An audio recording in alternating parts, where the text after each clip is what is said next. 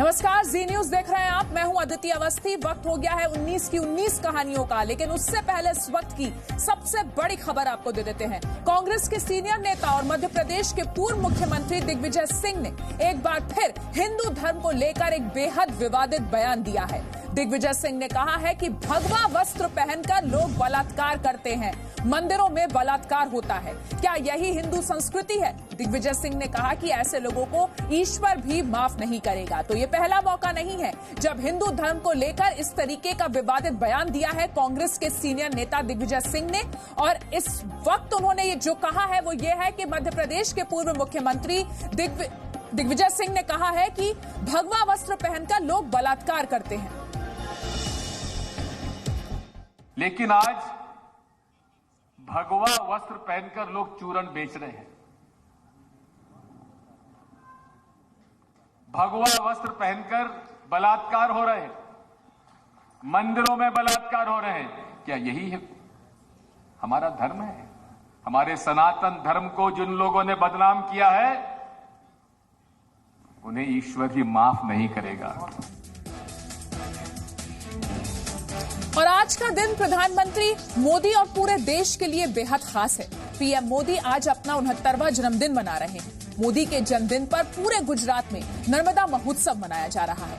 PM Modi आज सुबह नर्मदा पूजन के लिए गए और हर बार की तरह पीएम मोदी ने उसके बाद अपनी मां से मुलाकात की। पीएम मोदी ने अपनी मां का आशीर्वाद लिया और मां के हाथ का बना खाना भी खाया। ये वो क्षण है जो प्रधानमंत्री मोदी को सबसे ज्यादा खुशी और सुकून देता है। ये वो पल है जब पीएम मोदी अपने बचपन को याद करते हैं। ये वो पल है जब मां के आशीर्वाद से पीएम मोदी एक नई शक्ति का एहसास करते हैं। 69वें जन्मदिन पर भी प्रधानमंत्री मोदी आज दोपहर गुजरात के गांधीनगर में अपनी मां से मिलने पहुंचे। पीएम ने मां के चरणों में झुककर प्रणाम किया और मां ने पीएम मोदी को आशीर्वाद दिया। पीएम मोदी और उनकी मां हीराबेन के बीच बातचीत का दौर चला। दोनों ने एक दूसरे का हाल जाना और फिर पीएम मोदी ने मां के साथ बैठकर दिन का खाना खाया। पीएम मोदी आज जो भी हैं, उसके पीछे उनकी मां हीराबेन का बहुत बड़ा योगदान है। मां आज भी अपने बेटे की सलामती और तरक्की के लिए प्रार्थना करती है। पीएम मोदी जब भी अपनी मां से मिलते हैं, मां उन्हें कुछ न कुछ देती हैं। आज मौका जन्मदिन का था, बेटा आशीर्वाद लेने आया था, तो मां अपने बेटे को खाली हाथ कैसे वापस भेजती। हीराबेन ने आज पीएम मोदी को आशीर्वाद के साथ 501 रुपए का शगुन दिया और बेटे के लंबी उम्र की कामना की। भारत माता की सेवा में समर्पित प्रधानमंत्री मोदी अपनी मां को बहुत ज्यादा वक्त नहीं दे सके। पीएम मोदी ने जाते हुए फिर मां से आशीर्वाद लिया और निकल पड़े अपने देश की सेवा के लिए, जिस पथ पर मां ने बड़े अरमानों से पीएम मोदी को भेजा है। प्रधानमंत्री मोदी आज सुबह सुबह अपनी मां से मुलाकात करने जाने वाले थे, लेकिन आखिरी समय में पीएम मोदी को अपना कार्यक्रम बदलना पड़ा। पीएम मोदी ने सुबह की बजाय मां हीराबेन से दोपहर के लंच में मुलाकात का समय रखा। पीएम मोदी के आने की खबर गांधीनगर के लोगों को पहले से थी, इसलिए जब पीएम मोदी अपनी मां से मिलने के बाद निकले तो आसपास रहने वाले लोगों ने पीएम मोदी को जन्मदिन की बधाई दी और पीएम मोदी के साथ सेल्फी खिंचवाने की होड़ लग गई। पीएम मोदी जब भी अपने परिवार के पास आते हैं, उनके पड़ोसी इसी तरह से पीएम मोदी का स्वागत करने के लिए खड़े रहते हैं। पीएम मोदी ने गाड़ी से निकलकर सभी लोगों का अभिवादन किया। 2014 में प्रधानमंत्री बनने के बाद से मोदी अपने परिवार और अपनी मां को बहुत कम वक्त दे पाते हैं, लेकिन जब भी पीएम मोदी गुजरात में होते हैं, अपनी मां से आशीर्वाद लेना नहीं भूलते। साल 2014 में बीजेपी ने नरेंद्र मोदी के नाम पर लोकसभा चुनावों में बड़ी जीत हासिल की। तब पीएम मोदी शपथ लेने से पहले मां का आशीर्वाद लेने पहुंचे थे। इस दौरान मां ने मोदी को अपने हाथों से प्रसाद खिलाया था। पीएम मोदी को मां ने शगुन दिया था। 2014 से 2019 के बीच कई ऐसे मौके आए जब पीएम मोदी की मां से मुलाकात हुई। प्रधानमंत्री नरेंद्र मोदी आज अपना 69वां जन्मदिन मना रहे हैं। इस बार पीएम मोदी गुजरात में अपना जन्मदिन मनाने पहुंचे। इस दौरान पीएम मोदी ने नर्मदा नदी की पूजा और आरती की। इससे पहले पीएम मोदी ने केवड़िया के बांध, एकता नर्सरी, कैक्टस गार्डन, जंगल सफारी और बटरफ्लाई गार्डन का भी जायजा लिया। इसके बाद उन्होंने केवड़िया में एक जनसभा को संबोधित भी किया।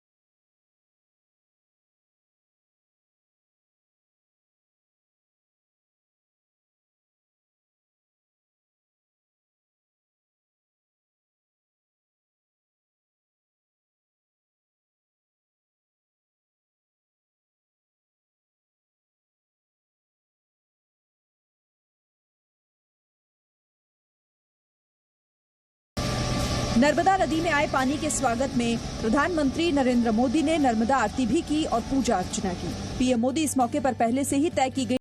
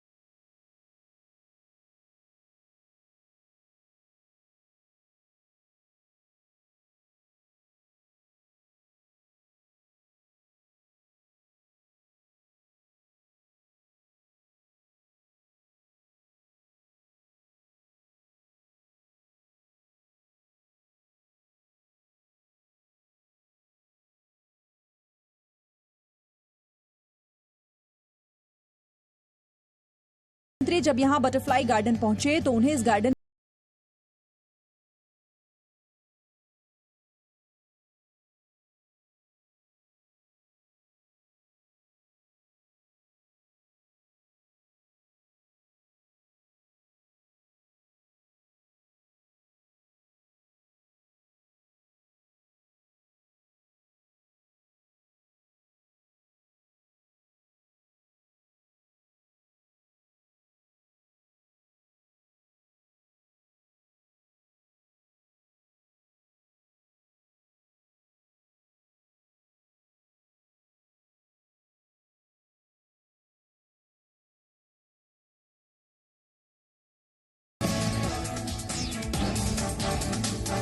प्रधानमंत्री मोदी अपने जन्मदिन पर उस ड्रीम प्रोजेक्ट को देख रहे थे जिसे लोगों को प्रकृति के करीब लाने के लिए तैयार किया गया है। यहीं एक कैक्टस गार्डन बनाया गया है। इस गार्डन में विदेशों से कैक्टस के पौधे लाए गए हैं। कैक्टस की कई प्रजातियों को एक साथ देखने का मौका आपको भी जल्द मिलने वाला है। सरदार सरोवर बांध पहुंचने के बाद पीएम मोदी ने टूरिस्ट पार्क में कैक्टस गार्डन देखने भी गए। पीएम मोदी ने कैक्टस गार्डन का उद्घाटन किया। चंडीगढ़ और बेंगलुरु के बाद अब गुजरात के नर्मदा जिले में भी कैक्टस गार्डन लोगों को देखने को मिलेगा। इस गार्डन में कैक्टस की कई प्रजातियां मौजूद हैं। कैक्टस गार्डन में मौजूद ज्यादातर कैक्टस के पौधों की प्रजातियों को मलेशिया, सिंगापुर और ऑस्ट्रेलिया समेत कई अन्य देशों से लाया गया है। गार्डन के बगल में खूबसूरत फूलों का बाग भी है। लोगों के लिए इस गार्डन को जल्द खोला जाएगा। पीएम मोदी ने अपने जन्मदिन पर एक भारत श्रेष्ठ भारत का संदेश दिया। नर्मदा के तट से सरदार पटेल को याद करते हुए उन्होंने कहा कि सरदार पटेल की वजह से आज के दिन 1948 में हैदराबाद का भारत के साथ विलय हुआ और आज सरदार पटेल के सपने को पूरा करने का काम हो रहा है। आज हैदराबाद मुक्ति दिवस भी है। आज के ही दिन 1948 में हैदराबाद का विलय भारत में हुआ था और आज हैदराबाद देश की उन्नति और प्रगति में पूरी मजबूती से योगदान दे रहा है। पीएम मोदी ने कहा कि सरदार की प्रेरणा से बीते 100 दिनों में कई बड़े फैसले लिए गए। इस दौरान पीएम मोदी ने जम्मू कश्मीर से अनुच्छेद 370 हटाए जाने पर कहा, 370 की वजह से जम्मू कश्मीर के लोगों से 70 साल तक भेदभाव होता रहा, लेकिन अब जम्मू कश्मीर और लद्दाख में विकास और विश्वास की धारा बहेगी। जम्मू कश्मीर और लद्दाख के लोगों को 70 साल तक भेदभाव का सामना करना पड़ा। मुझे पूरा विश्वास है कि जम्मू कश्मीर के, लद्दाख और करगिल के लाखों साथियों के सक्रिय सहयोग से हम विकास और विश्वास की नई धारा बहाने में सफल होने वाले हैं। इस दौरान पीएम ने नर्मदा की तारीफ करते हुए कहा कि नर्मदा का पानी पारस है, मिट्टी को सोना बना देता है। वहीं सरदार सरोवर बांध के फायदे गिनवाए। पीएम मोदी ने जल संरक्षण पर भी जोर दिया। नर्मदा का पानी सिर्फ पानी नहीं है, वो तो पारस है, पारस, जो मिट्टी को स्पर्श करते ही मिट्टी को सोना बना देता है। गृह मंत्री अमित शाह ने पीएम मोदी को जन्मदिन की बधाई दी है। अमित शाह ने मोदी को बधाई देते हुए कहा कि पीएम मोदी के नेतृत्व में नए भारत ने विश्व में एक मजबूत, सुरक्षित और विश्वसनीय राष्ट्र की पहचान बनाई है। उन्होंने पीएम मोदी को वर्ल्ड लीडर कहा है। मोदी जी का जन्मदिन है, हम सब इनको लंबे आयुष्य और अच्छे स्वास्थ्य की शुभकामनाएं देते हैं और लंबे समय तक इस देश का नेतृत्व श्री मोदी जी करते रहें, देश का मार्गदर्शन करते रहें और दृढ़ता के साथ देश को दुनिया के सर्वोच्च स्थान की दिशा पर ले जाएं, ये हम सभी की शुभकामनाएं हैं। एक छोटा सा ब्रेक यहां लेते हैं, फौरन लौटेंगे, बने रहिए हमारे साथ।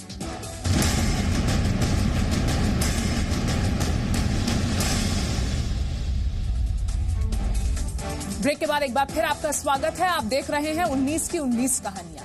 पीएम मोदी को जन्मदिन पर देश भर से बधाइयां मिल रही हैं। आपको दिखाते हैं देश में लोग कैसे पीएम मोदी के बर्थडे को सेलिब्रेट कर रहे हैं।